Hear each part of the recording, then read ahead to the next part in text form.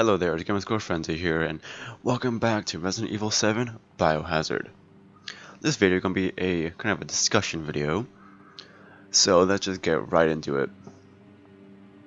This game was absolutely amazing. Pretty much every single thing in this game is almost perfect. The game is almost fucking perfect. There are very few things in the game that are a little less desirable, but we'll get to those later. This game is such a huge callback to traditional survival horror with like Ethan, the silent protagonist. You can really step inside his shoes, and most things that he says really do mimic what the player feels. Like if you examine the objects around the environment, you'll see that you would think the same exact kind of things. And one thing that really stood out to me was when he opens one of those shadow puzzles. I think he says something like, "Who the hell builds this shit?" And that's exactly what I was thinking in that moment.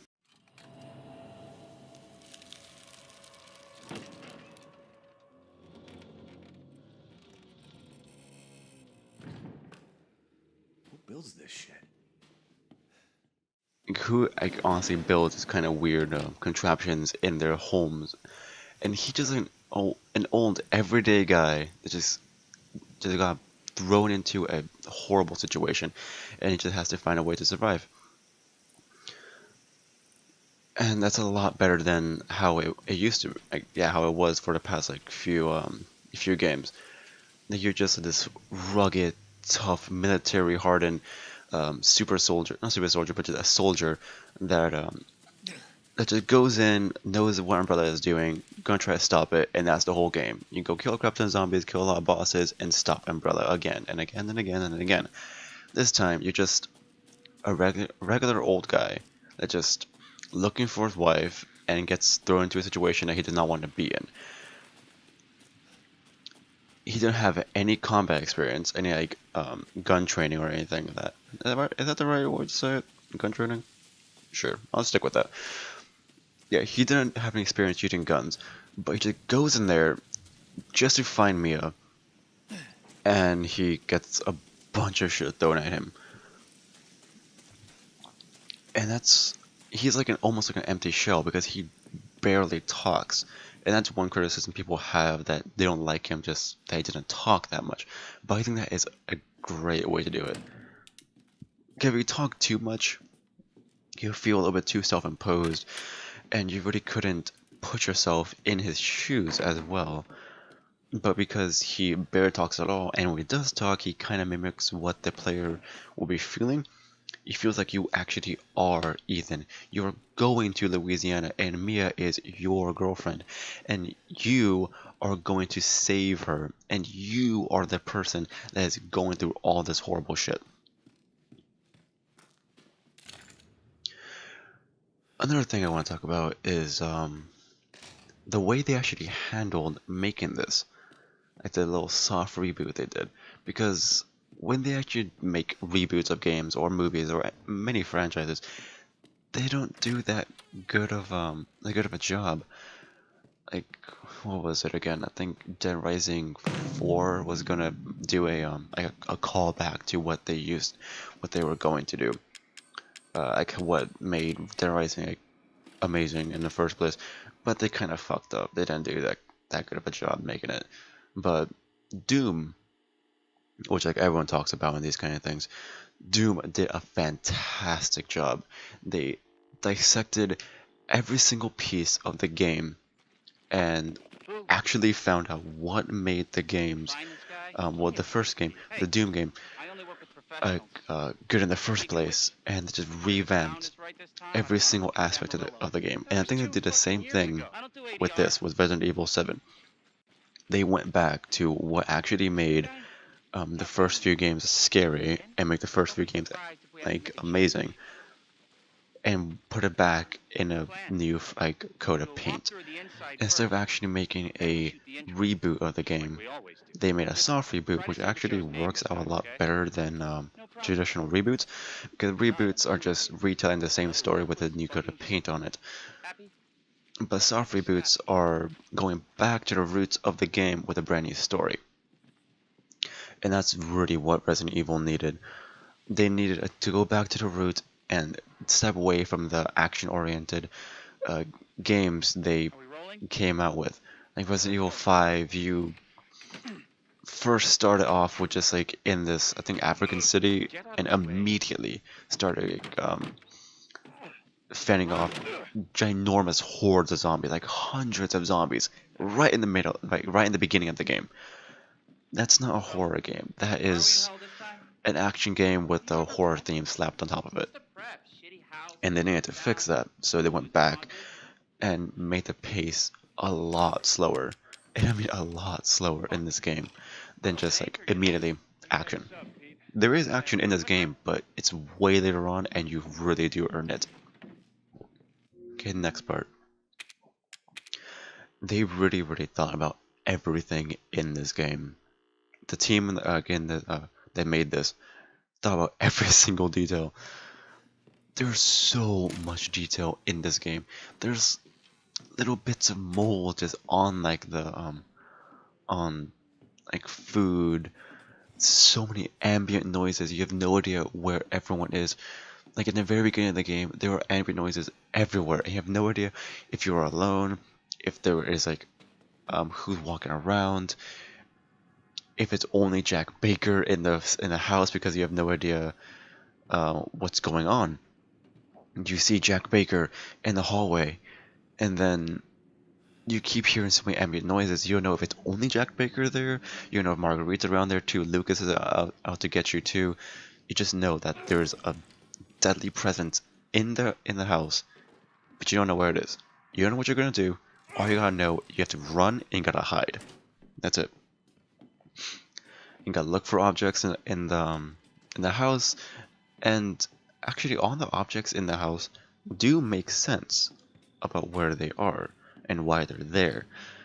Like, there's so many weapons in the house, so much ammo in the house, and it makes sense that it's there. Like the shotgun's there because it's like, I think Jack's old shotgun, it just on a display.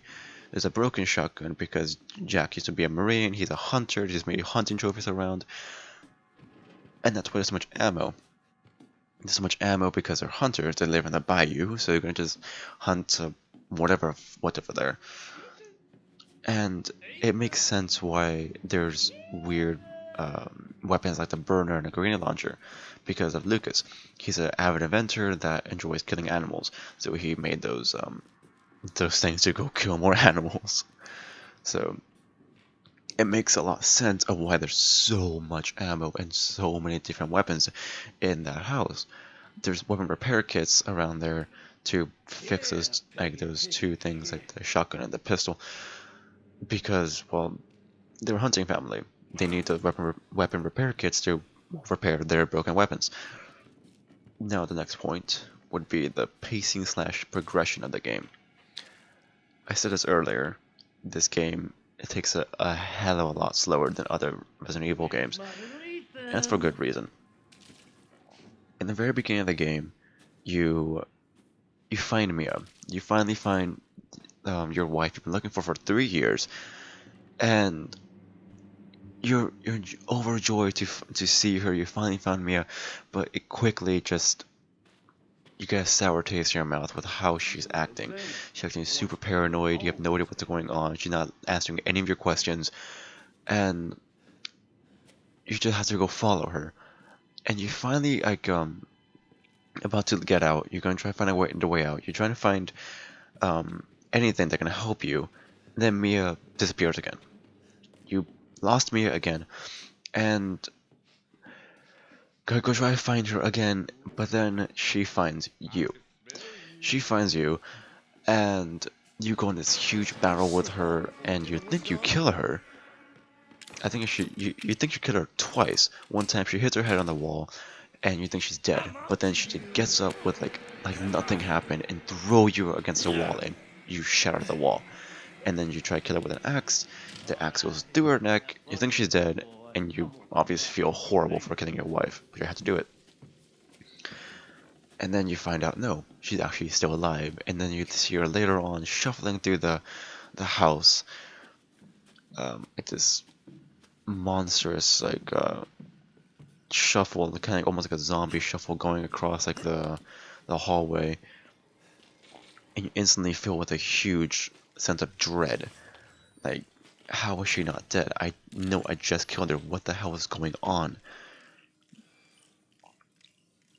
And then you get your arm chopped off because of her. Then you have to go kill her again and think she's dead. Then out of nowhere, Jack Baker comes around. Jack Baker comes around, punches you in the face like it's nothing.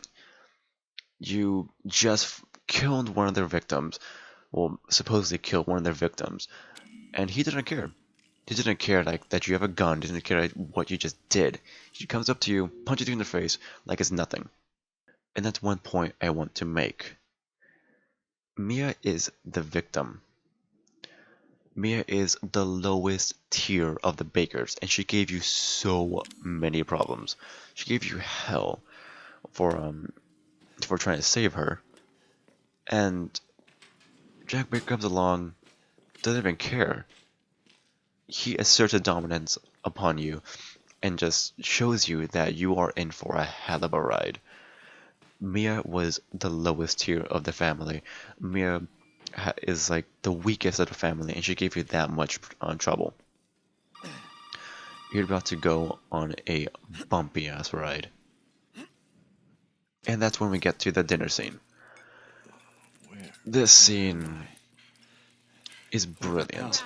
It shows you the how do I say this? Where's Mia? The order of the family. It goes Jack Baker, Marguerite, and then Lucas. Jack Baker is the ruthless father that almost kind of abusive actually, because he cuts off Lucas's arm, and that's another thing you can see, that any damage that you take or that they take in the course of the game, in course of like of you being there, is not permanent. Because Lucas even says, "Oh damn it, not again!" Like he got his arm chopped off before, and it comes right back. It shows what they're capable of, what they can do, and what they will do to you.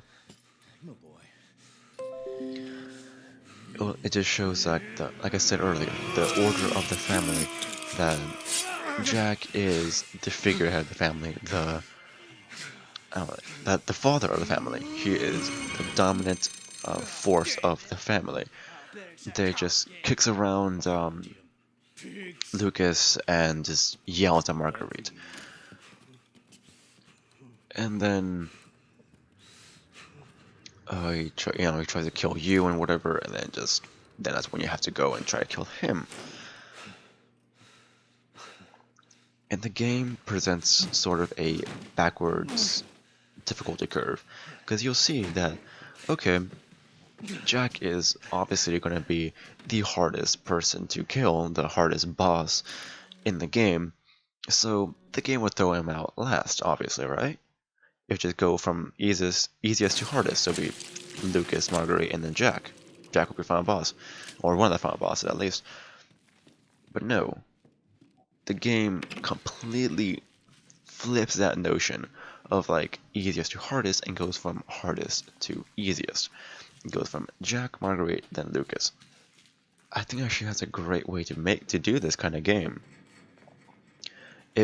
The game gets a little bit easier as it goes on, and for good reason, because you earn it. Once you kill Jack, Ethan is outright pissed at this moment. He's finally killed the thing that has been pursuing him this entire time. He finally killed it, and now he's out to go kill the rest of the family and get out of there. He's outright pissed at what happened. You can see that when he kills Jack and Marguerite, actually. He's well armed, he got new weapons, he got new intelligence on what had been happening. And now coming for Marguerite. Coming for Mia to get out of there. And There's not much to say about Marguerite's section. It's kind of just a neutral section. The transitioning point of like Ethan's mindset and Ethan's attitude changes between the madhouse and the old house. There's not much to say about that section. But then when it gets to Lucas, he is just so done with this shit. He does not want to put up with Lucas. He shows that the few times they talk to Lucas.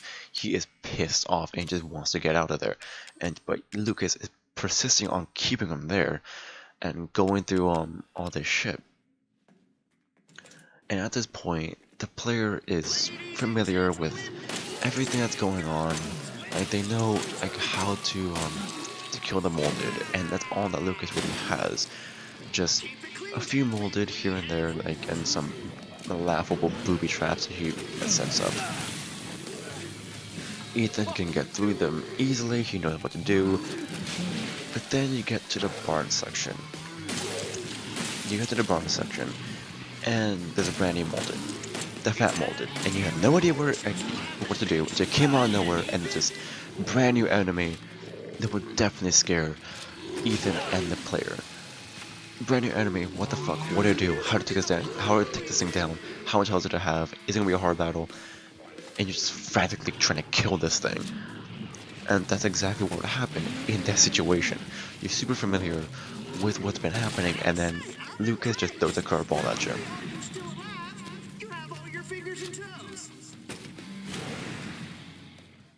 And then the game progresses to Mia's section, the boat section. And I know I did skip a big part of the game, but we'll get back to that later. Mia's section is a lot like traditional, not traditional, I meant like the modern Resident Evil games. Like the Mia's boat section, like the tape section, you are in the shoes of like a special operative, as like a highly trained special operative. And there are big corporate conspiracies. There's a legal virus production. It's just like the newer games, and I actually really love this.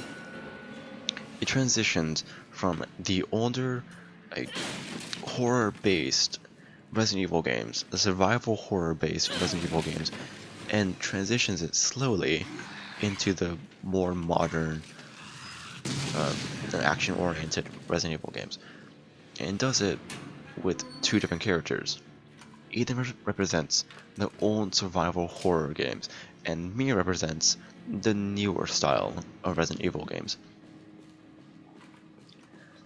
And you don't just start off this way in like Resident Evil 5, you earn it. Through all the shit that you've been through, you earn to play as Mia, and you earn to go to the assault mines. Because assault mines are like a reward for the player. You get Mia's experience and her weapons actually, just because the inventory is actually combined, and it's like a reward for the player. Like, you earned to be this badass. You earned to actually kill all these molded with little effort. You have all these weapons, all this ammo, and you're just gonna blow through all these molded like it's nothing.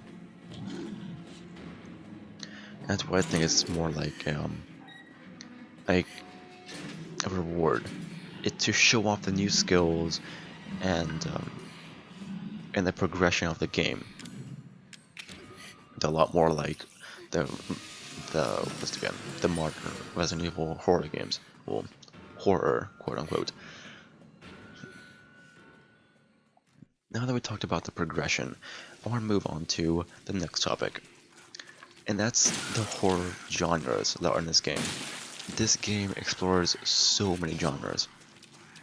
I will go down a list from every single one of them, but my first point is that the scariest part of the game can vary from player to player, because some people can be incredibly scared of bugs, and they see that's the scariest part. Some people will be really scared of jump scares, and that'll be the scariest part. Some people will be scared of like dismemberment and gore, and that'll be the scariest part of the game. And so their opinion of the game will vary from person to person, obviously like most games, but more so of this game. Now I want to say about the parts of the game. The first part is a guest house with Mia, and this area represents the creepy old house with a monster and a ghost in it. The second part is the madhouse with Jack. This area represents the slasher and gore horror slash a crazy old man chasing you kind of horror. With obvious inspirations coming from the Texas Chainsaw Massacre and the Evil Dead. Like a few references here and there, like the Jack battle, and in the whole like him chasing through the house.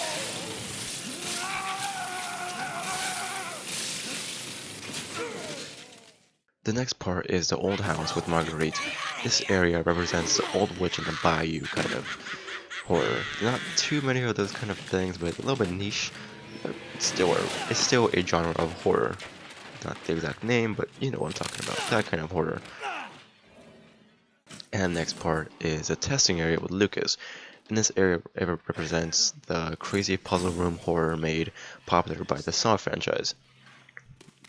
There's many obvious Saw inspirations in that section and in the DLC.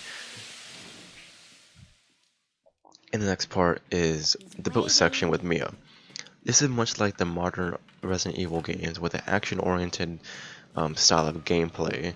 We just like take control of a specially trained operative, and the whole, you know, like I said earlier before, the corporate conspiracy, and just going back to how Resident Evil used to be, not really that good, but you know, Resident Evil 5 and 6. I think Resident Evil 4 was somewhat like that too, you know, even though we tried to go back to the roots, but it didn't work out so well. And the last part, going back to the guest house with Evelyn, this represents the creepy kid style of horror and the jump scare slasher trick style of horror. Much like the FNAF franchise, and I think somewhat the Grudge franchise, not Grudge, what is that one? There is a kind of horror that's like the creepy gray kid. I can't remember what that name is. Is that the Grudge? No, something else. I don't know what it's called, but it's kind of like that kind of horror. The creepy kid at the hallway, like, you know, those internet videos of like just kids doing really weird shit. That kind of horror. It kind of sends chills in your spine. And going back to the jump scare part, every single jump scare in the game comes from Evelyn. She is involved in every single kind of jump scare in the game. Think about it. You're gonna be one of us.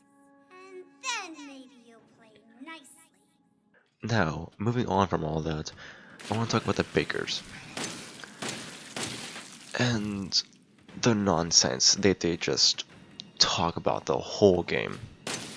In your first playthrough, you just think there's this crazy family that's trying to kill you for like no reason. But then you find out that they're getting controlled by Evelyn, and everything starts to make a lot more sense. Then if you go back on the second playthrough, there were points in the game where the Bakers are just talking randomly to, you have no idea who they're talking about or who they're talking to, but they're talking about and to Evelyn. This one section with Jack, right before the boss fight, you just hear him talking about being a family, and you hear, I think, Mia talking about being a family at one point too, and you have no idea what the hell they're talking about, and you just think they're just lost their minds. I was gonna be your father. Now she says he will be her father. No. I will find him, and I will make him suffer. And you, my friend, will help me.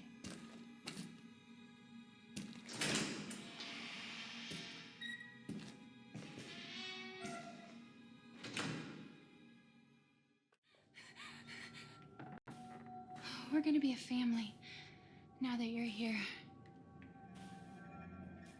And that section right there, that's exactly what I'm talking about. The next thing I want to say or next thing I want to talk about rather, is the hallucination kind of section you have as Ethan. We talk to Jack, and there's Zoe in the background. This section is very important, incredibly important to the story, because it does a few key things. It humanizes the Bakers. It tells you that they were actually a human family before. They were not always this way. It was always just Evelyn that was doing this to them, and it makes you sympathize with the Bakers. It also explains why they did what they did. They're not monsters. They're not just out to kill you because they want to kill you. They were being controlled by Evelyn, and they couldn't do anything because of it. It also explains the hive mind effect that Evelyn has. That after you're under her control, you can't do anything about it, and everyone is following the same orders. This shows how Evelyn is and what she is capable of. Another thing that it does is it makes you feel empowered. That Jack is now below you. He's just a human being talking to you with no special powers.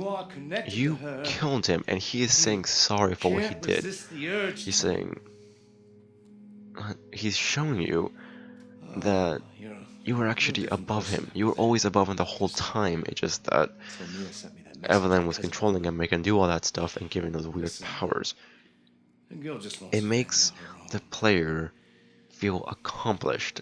It makes you feel like, yeah, fuck you, I'm above you now, but I'm still gonna help you out now. Jack asked Ethan to set them free, to set the Bakers free, and you don't really exactly know what that means. He just says, set my family free. And at this point, almost everyone's dead. You killed Jack, you killed Marguerite, and Zoe is presumed dead, because at the end, when you pick Mia or Zoe, if you pick Mia, Zoe stays back there, and you have no idea what happens to her. You presume that she's probably dead because she's with Jack in this weird hallucination purgatory thing. But if you pick Zoe, she dies because of, what's her name? Evelyn kills her.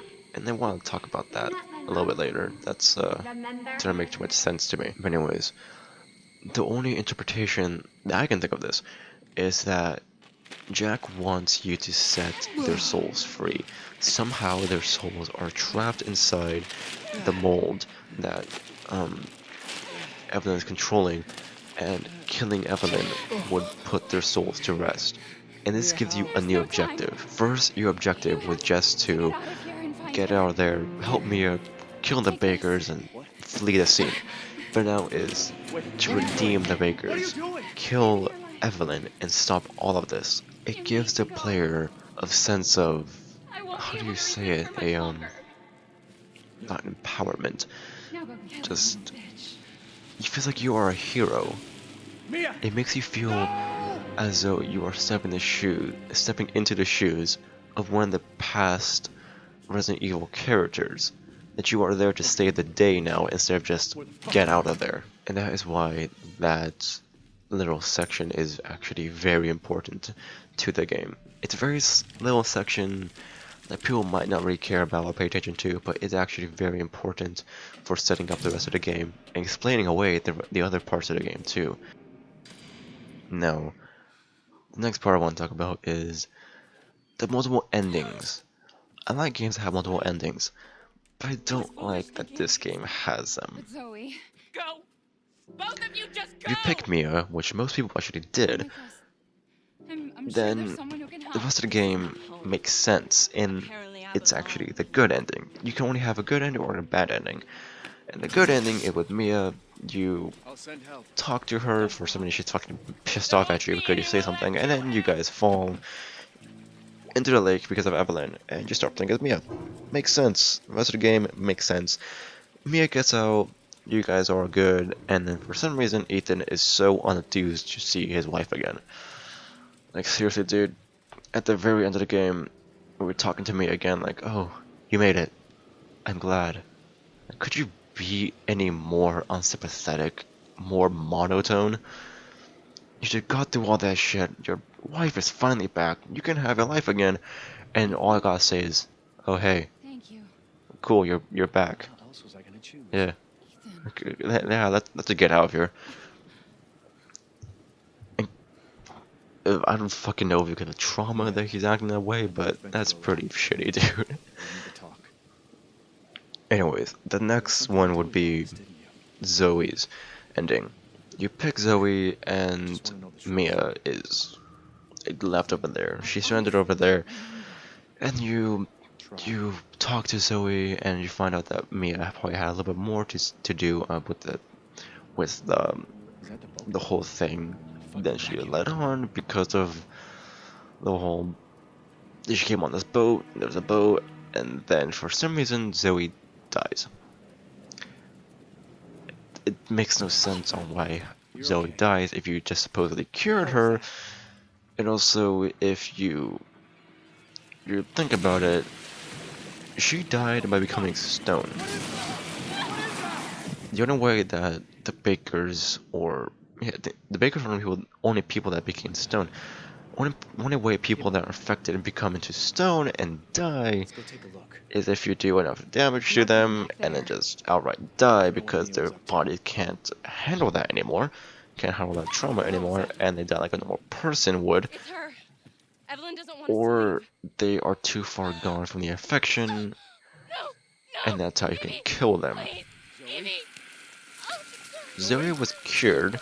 Zoe! She didn't have any trauma upon her, so it makes no sense on why she dies like that. And if Evelyn wants to just outright kill someone with the infection, Evie, no, Evie. they die like Alan, I didn't mean listen. to call you that. they die like that one guy on the boat. Forgive me, I forgot his name. On the boat section with the tape, at the very end, Evelyn just outright kills that guy. And he looks like all veiny and covered in the goop, the weird mold. And he dies like that, just like a normal person dying from, I don't know, fucking heart failure or some shit. He just collapses and dies. But with Zoe, she just becomes stone. And that makes no sense. Why would she become stone? And how is she dead if you just cured her? She didn't get into contact with Evelyn at all, or anything infected. She just dies. And that's a huge plot hole, and that's a huge complaint that I have. And that's one of the very minor things that holds the game back.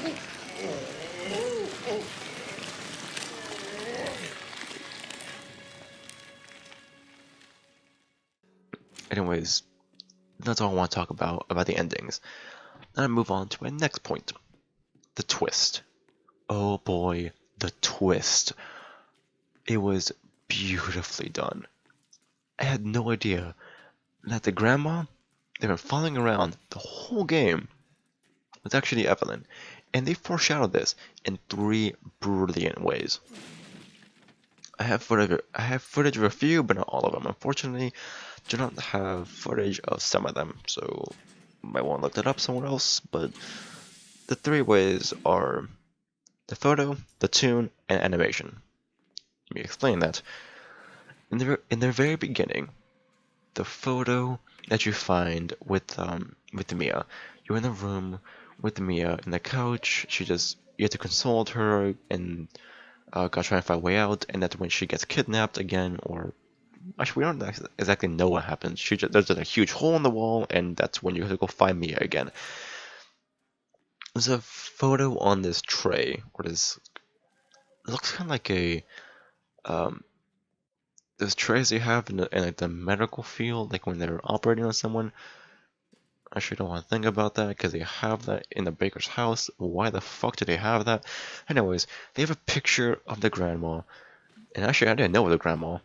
When I first looked at it, it looks like just like a random person, like on like a hospital bed or something. I don't remember what I thought about it first time. I didn't know it was a grandma. On the back, it says E001. And later on, you find out that E001 stands for Evelyn. It represents Evelyn, and so it literally tells you the plot twist at the very beginning of the game, but you have no idea that that is a plot twist because you have no context for that. You find a random ass photo of a grandma with letters on the back. Don't know what the fuck that means. Until later on, you find out, oh, that's what that means. And you will be able to piece together the pieces a lot sooner than you actually reveal it. With that, if you pay attention and remember that photo, you'll remember that that is Evelyn, or that connects to Evelyn. And then the tune. There are instances in the game where the old grandma is humming the tune for Aunt Rhody. One instance is when you're going up the stairs from the basement, from like the boiler room kind of thing.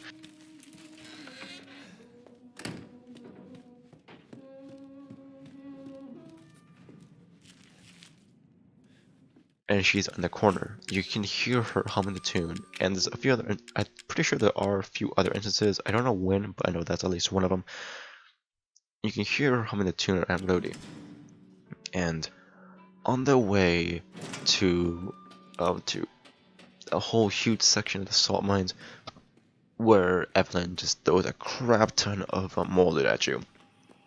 Kind of weird. You're in the weird kind of cavern section. You can hear her humming the tune again.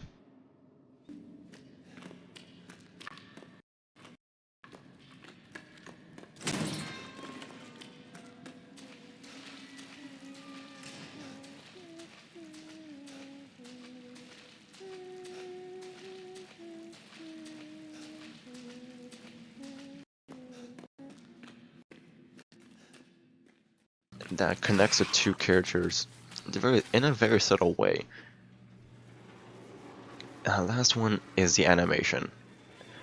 I unfortunately do not have gameplay of this, but in the house, when you see the grandma just looking at you, she follows you with her head very slowly. Her head looks like it's barely getting supported by her neck, but she somehow still has enough strength to follow you very slowly wherever you are in the room. And with Evelyn, when you're playing as Mia, and right before you put the tape inside the tape recorder, actually the videotape thing, the videotape player. Why can't I remember the name of that? It's a videotape player. Right before you put the tape in there and start playing through a whole section as Mia, it's the same exact setup, almost the same exact animation. Evelyn inside a chair with her arms on the armrest, and she follows you very slowly wherever you are, turning her head to follow you. Same exact animation. Again, links the characters together. If you can actually connect the dots enough with all three of those points early enough, you'll be able to find out that Evelyn is actually the grandma. And you find out why this is later on in the game. That the virus and like the experimentation that was done on Evelyn had a side effect with a rapid aging, and before she was taken by the Bakers, well, not taken, but found by the Bakers, and taken away from the scientists that were actually keeping her kind of prisoner or whatever, just using her. They had a way to stop the rapid aging with some kind of treatment they had. And when she was taken away from that treatment, she started to age rapidly again, and she became very old very fast. She's still in the mind of a child. She still wanted a family, and that's why she did what she did, because she was a kid and she didn't really know any better. So she just did what she thought was okay. She just made friends out of mold. She just wanted a family. And that's why she manifests herself as a kid to everyone, because that's how she actually is. She's still a kid, but she just aged really, really fast. That's all I want to say about the twist. Now, let's move on to a little section. I'm not going to talk about too long, but the final boss fight. Not really that good of a topic. I didn't like it. You didn't like it probably, and most people did not like it. And for a good reason, it wasn't a final boss fight. But it makes sense on why they didn't like that. So you shoot Evelyn a few times here and there, a few little stages, you change a little bit, like you, from the inside a house, from her picking you up, from her dropping you, to picking you up again, and then killing her. It's really good. It's very unsatisfying, but that's how it's been for a long time. That's how Resident Evil has been for a very long time. The final boss fight is you finally get to this, the final thing you gotta kill, and you're just shooting it, not doing really much or anything, and then you, at the very end, when all hope is lost, you get this uberly overpowered weapon that can kill the boss in like a few shots. That's exactly what happened in this time. Evelyn, that's exactly what happened. Very unsatisfying, but that's how Resident Evil bosses, or Resident Evil final bosses, have been for a long time.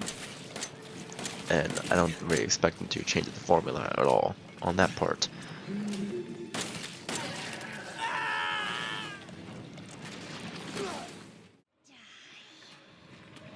And let's move on to Madhouse. One of the last things I want to talk about is Madhouse. Oh my gosh, Madhouse was amazing. That is the perfect way, almost perfect way, to make the harder difficulty of a game. It's not too different, it's very subtle redesign of the game. Just different item locations, Jack acts different while playing with him in the house, and there's different enemy placements, enemies, like later game enemies show up earlier, the later game items show up earlier, some game items are actually locked behind the bird cages, like the scorpion key, and it's almost like a different game. So much is different, but it's the perfect amount. It's not like, normal games. Oh wait, one more thing. The tape recorder. You save with tapes. That is a great addition. I think they had that in other Resident Evil games too, but that is a perfect way to make Madhouse work. Because normal difficulty, like incredibly hard difficulties, you just probably save as much as you can and just struggle through the whole thing. But with this one, you have to be very methodical with how you save and what you do. Now, as I was saying before, I just remembered that part, was it's almost like a different game. It changes so much, but it changes the exact right amount. It didn't change too much where it actually is like a different game, and you don't really like it too much because it's a lot different, a lot harder, a lot whatever, this, that, whatever. But it changes enough for it to get a fresh breath of air from what you just did. It's not gonna be the same exact game with the same exact enemy, same exact everything, just harder. Which a lot of games do that nowadays, and it's very boring. All you do is play the same exact game with everything almost the same. The one difference is that enemies do more damage, you do less damage probably, and they have more health. Woohoo. There. It's fucking boring. This game does the hard difficulty exactly how every other game really should.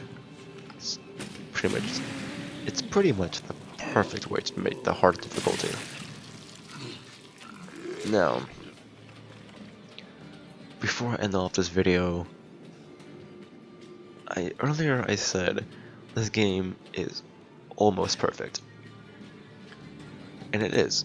It's a great game, don't get me wrong, but there were a few little things that are not so good in the game. And this kind of will hold it back. Like if I were to give it a score, I would maybe give it a 9 out of 10. and these few things would hold it back from a perfect 10. The puzzles are incredibly boring. There was not much creative about the puzzles in the game, and like other Resident Evil games, even the Silent Hill games that are known for puzzles, they have amazing puzzles that really make you think, and there are a lot more than just like turning fucking paintings, really. It's incredibly boring. There's barely any puzzles, and the puzzles that you do have are so simple. I think people would love to have those kind of puzzles like they were in a demo. There was like a poem puzzle in a demo, and I know I would love to have that kind of puzzle again.